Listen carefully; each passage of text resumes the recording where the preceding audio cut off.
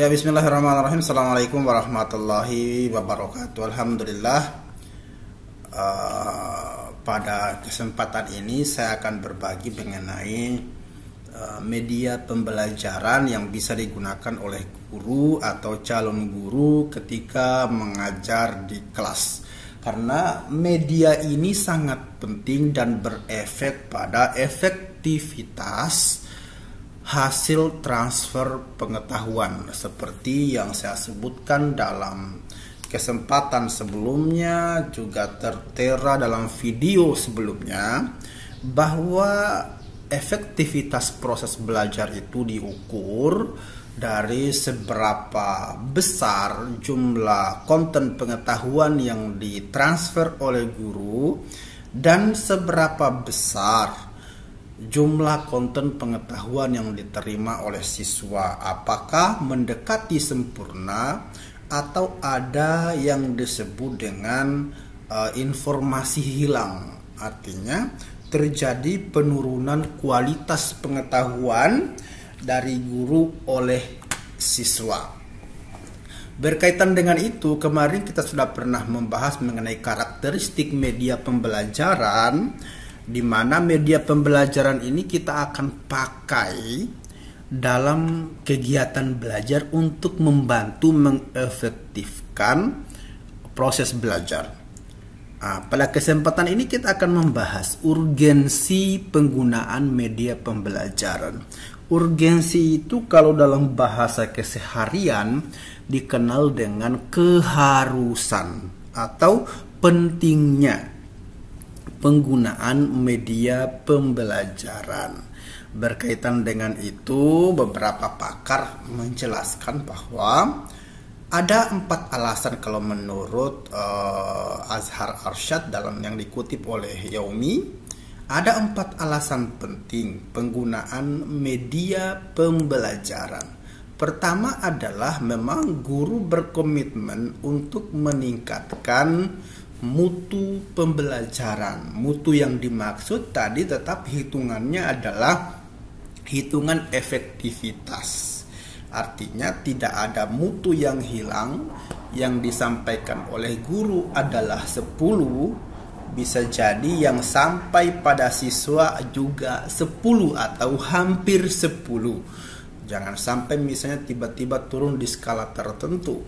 Kemudian berikutnya tuntutan paradigma baru, bahwa pendidikan semakin kesini itu semakin bergeser sudut pandang atau paradigmanya. Semakin maju dunia atau kehidupan manusia, maka penggunaan media pembelajaran juga semakin bergeser.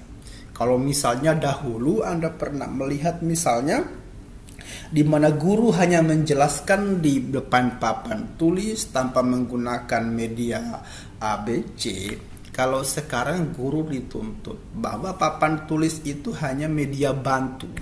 Ada media tambahan yang akan bekerja secara efektif untuk membantu guru yang didesain sendiri oleh guru. Berikutnya adalah memenuhi kebutuhan pasar. Maksudnya adalah bahwa proses pembelajaran itu pelanggannya adalah siswa.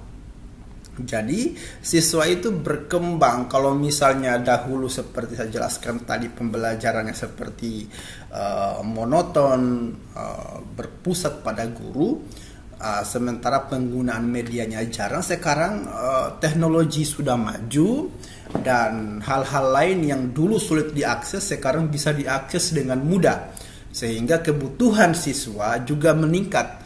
Mereka akan bertanya, kenapa kita tidak pakai alat visual misalnya untuk menjelaskan ini, sementara ada tadi itu.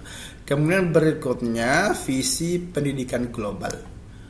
Visi pendidikan global yang dimaksud adalah pendidikan masa kini itu dibatasi atau dianjurkan pada pendidikan yang semakin berkembang menuju atau menyesuaikan dengan masa-masa pengembangan teknologi. Jadi ketika misalnya Anda masih mengajar dengan menggunakan gaya lama, berarti Anda tidak bisa menyesuaikan dengan gaya pendidikan global. Beberapa hal ini sebenarnya hanyalah hal dasar. Nanti diuraikan berikut mengenai alasan atau urgensi penggunaan media pembelajaran beserta dampaknya, pengaruhnya terhadap kemampuan pengajaran dan pembelajaran. Jadi penggunaan media pembelajaran itu urgensinya adalah yang pertama adalah meningkatkan kemampuan pendidik. Artinya pertama yang disampaikan adalah bahwa penggunaan media pembelajaran itu berimplikasi pada peningkatan kemampuan pendidik. Bagaimana maksudnya? Jadi sebelum media tertentu digunakan oleh guru dalam kelas, maka otomatis dia harus paham dulu.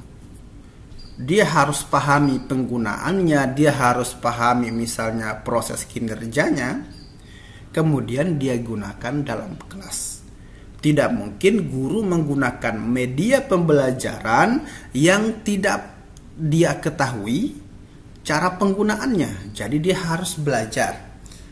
Jadi dia harus kuasai lebih awal dulu sehingga media tertentu dirasa bisa optimal diuji coba dalam kelas. Sebagai contoh misalnya pengajar menggunakan video tutorial. Jadi guru harus tahu dulu cara menggunakan video tutorial. Berikutnya misalnya guru diminta untuk akan menggunakan media gambar.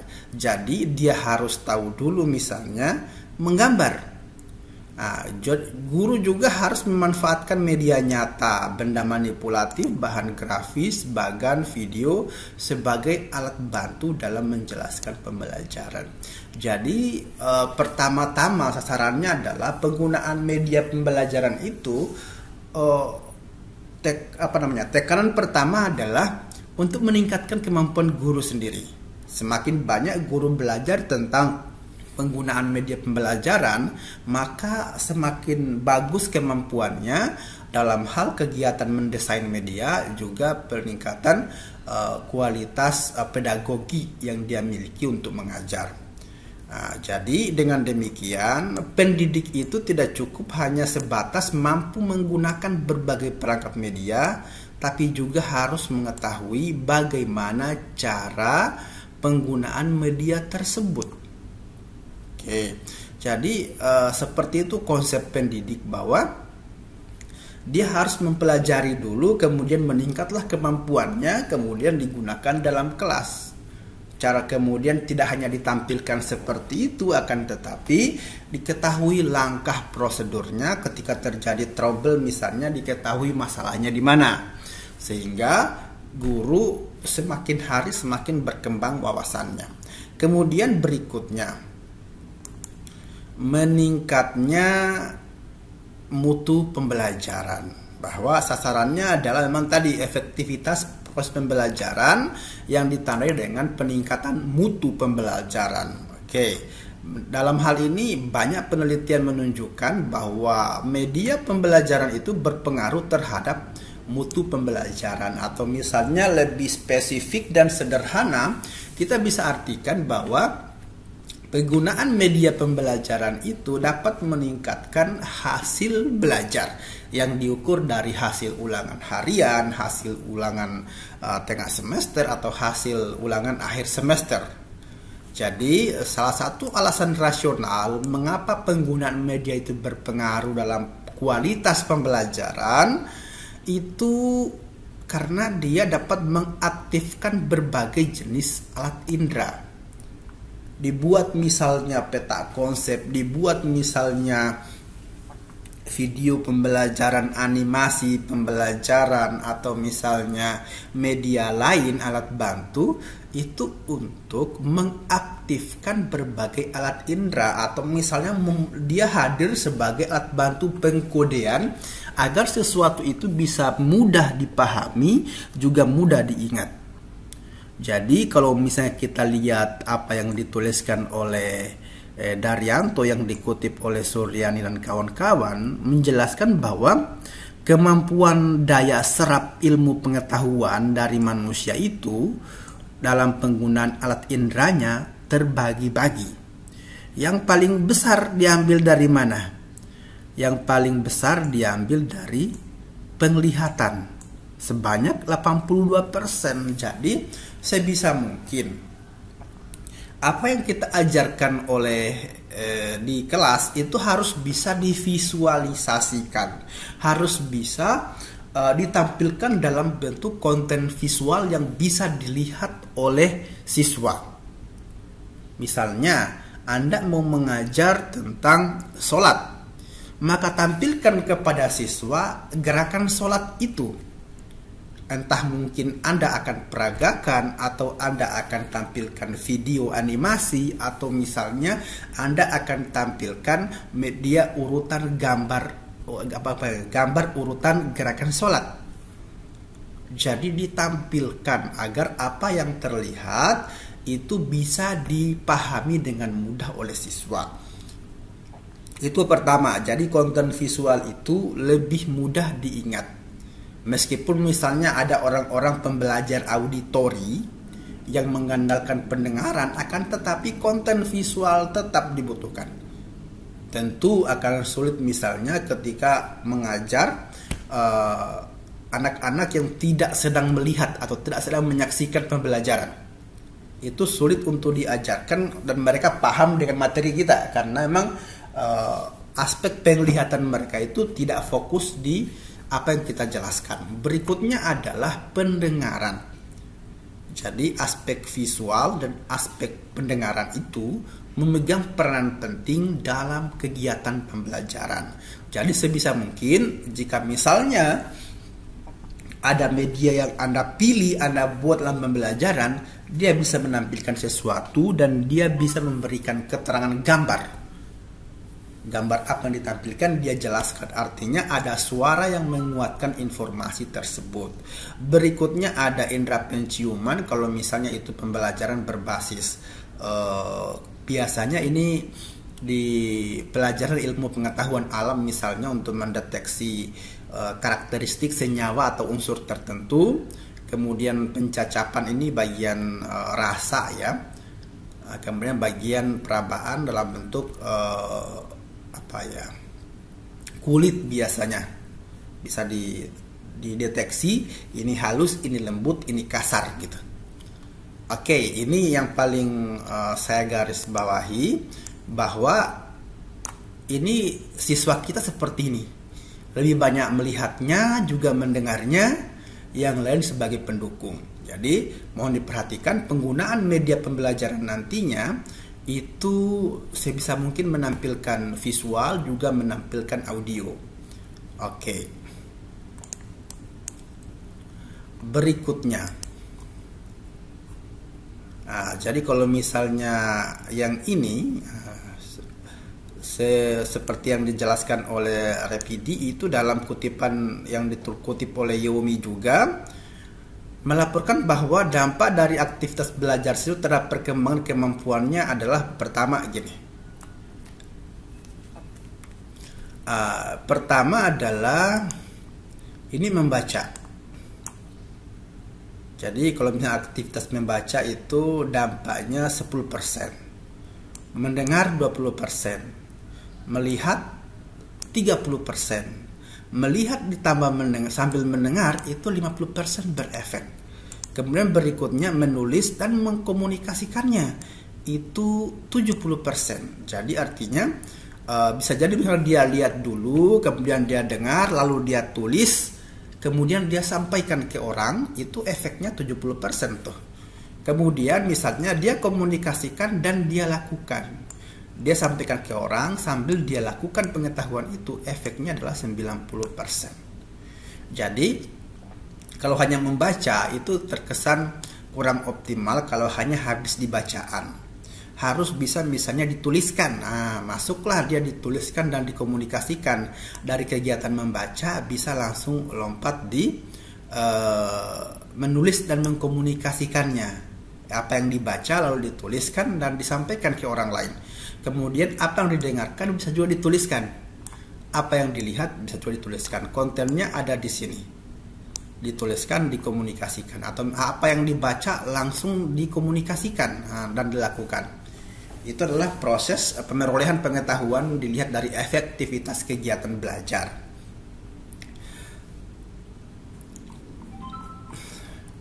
Kemudian berikutnya, urgensi penggunaan media itu dan dampaknya dan efek pengaruhnya adalah ketiga adalah untuk memenuhi kebutuhan siswa.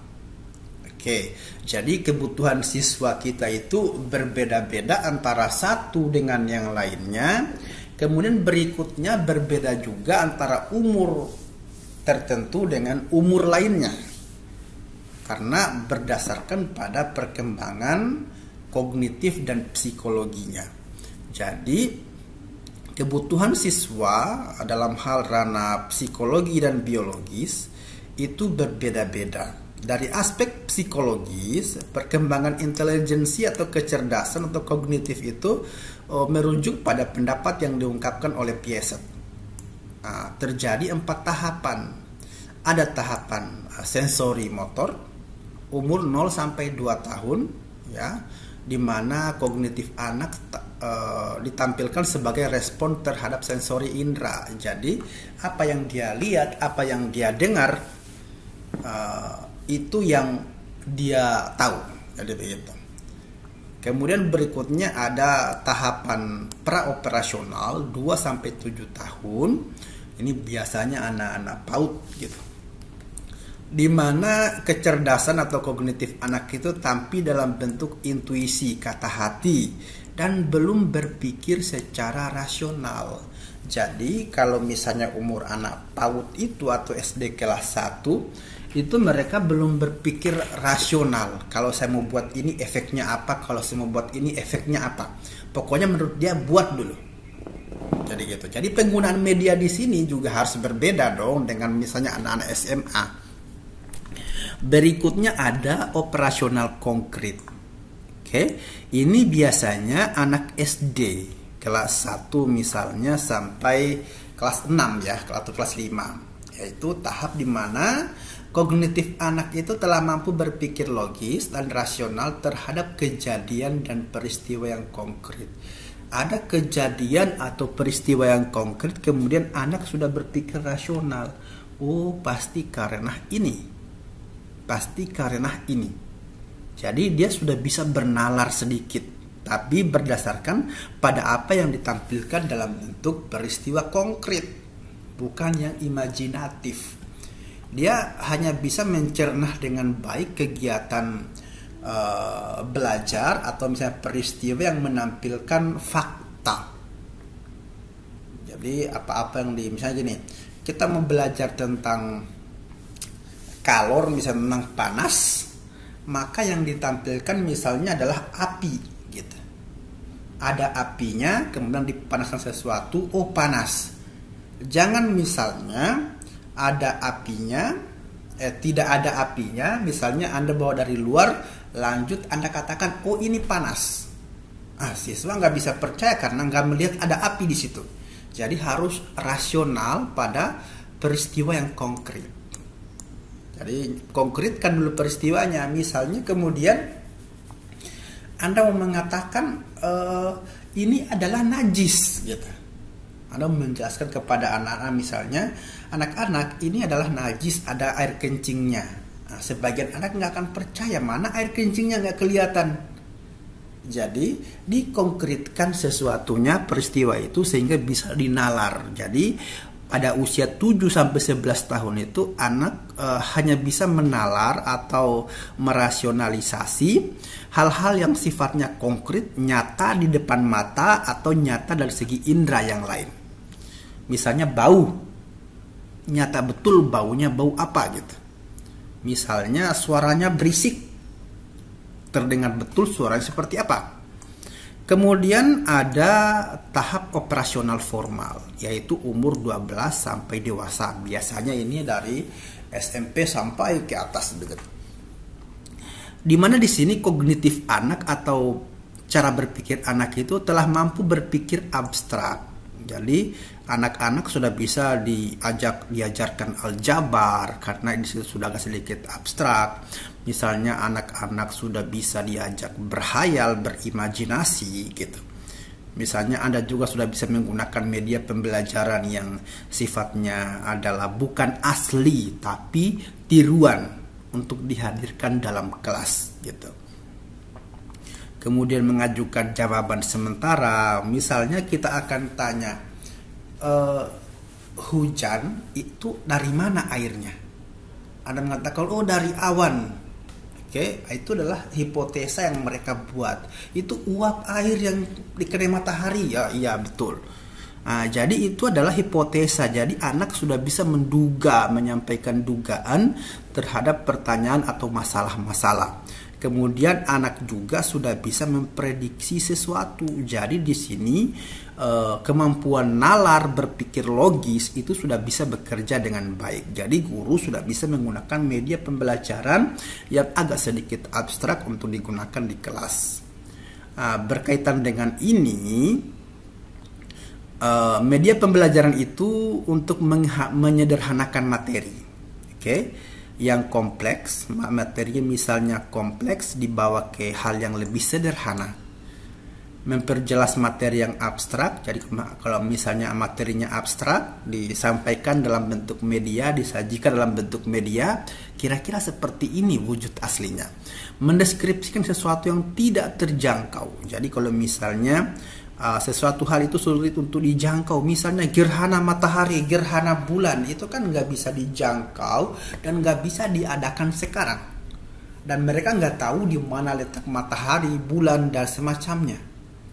Maka di situ dihadirkanlah sesuatu hal yang bisa dapat dijangkau, meningkatkan daya imajinasi dan meningkatkan perhatian siswa. Intinya adalah penggunaan media itu kita mau mengundang siswa itu supaya fokus dalam pembelajaran kita. Kemudian berikutnya, urgensi atau efek dari penggunaan media pembelajaran adalah memenuhi tuntutan paradigma baru. Jadi kegiatan pembelajaran atau pendidikan itu tiap periode paradigmanya bergeser. Buktinya apa? Buktinya berubahlah kurikulum, berubahlah kebijakan, sehingga dikatakan bahwa terkesan pendidikan itu juga berkembang maju. Sehingga kalau misalnya penggunaan media pembelajaran kalau tidak menyesuaikan dengan pergeseran paradigma itu, maka siswa-siswa yang akan dicetak adalah sama dengan siswa-siswa yang dicetak sebelumnya.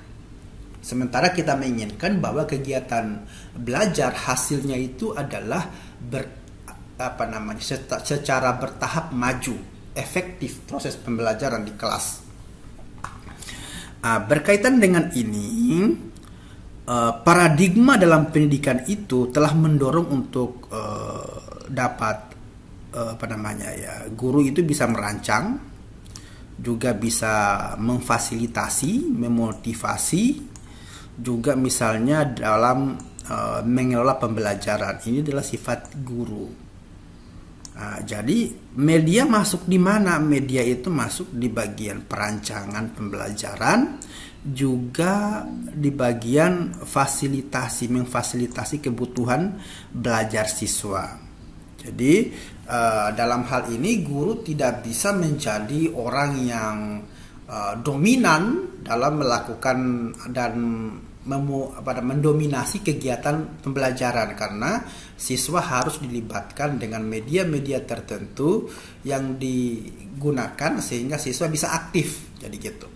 Kemudian berikutnya adalah memenuhi kebutuhan pasar. Jadi pasar yang dimaksud sebenarnya adalah, pertama, kalau misalnya sekarang orang lebih menekankan pada penguasaan teknologi, jadi siswa juga kita kenalkan teknologi.